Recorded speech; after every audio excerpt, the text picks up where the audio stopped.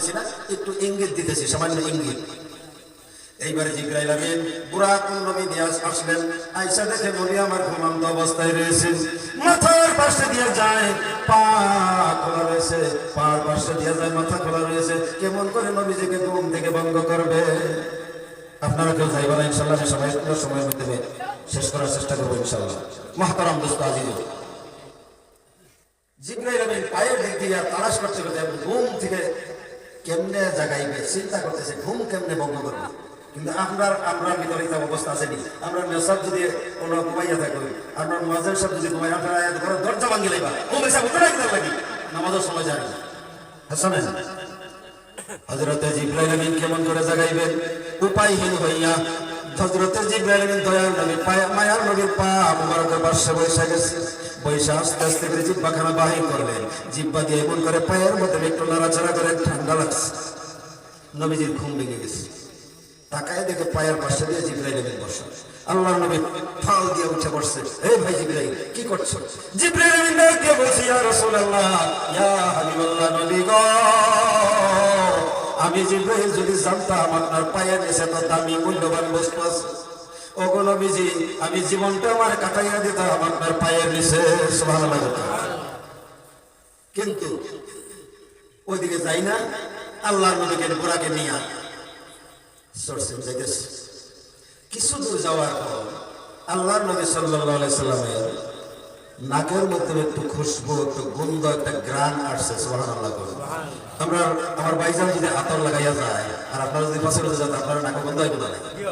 দয়ার নবী মায়ার নবী হযরত জিবরাইল আমিনের সঙ্গে বুরাকে আরোহণ করে যখন চলছে, কিছু দূর যেতে না যেতেই হঠাৎ করে নাকের মধ্যে একটু গন্ধ আসছে, বেশ কমবার কস্তুরীর গ্রান।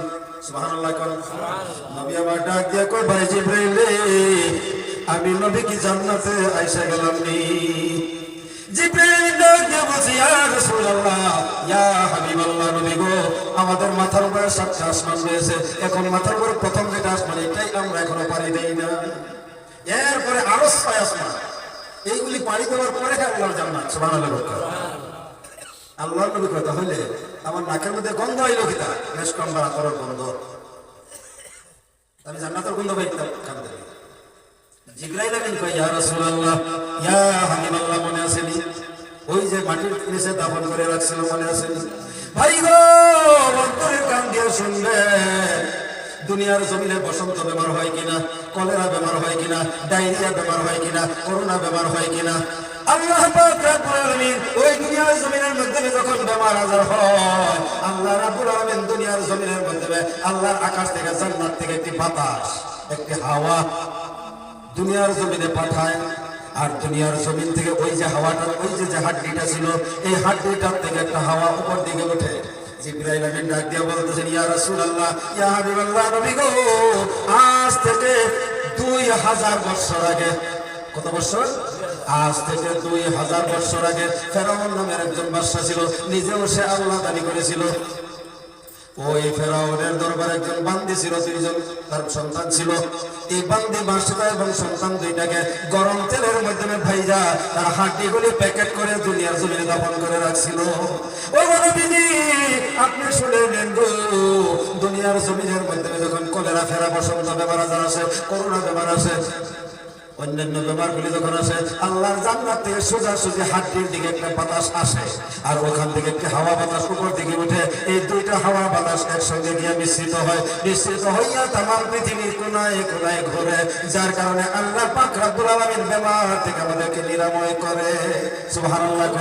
ও যুবক ভাইরা, রাত্র 2টা 3টা পর্যন্ত মোবাইল টানলা, এই টানাটানি মোবাইল, রাত্র 2টা 3টা পর্যন্ত মোবাইল টানলা। যুবক ভাইরা রে, রাত সকালবেলা 9টা 10টা পর্যন্ত ঘুমাইলা।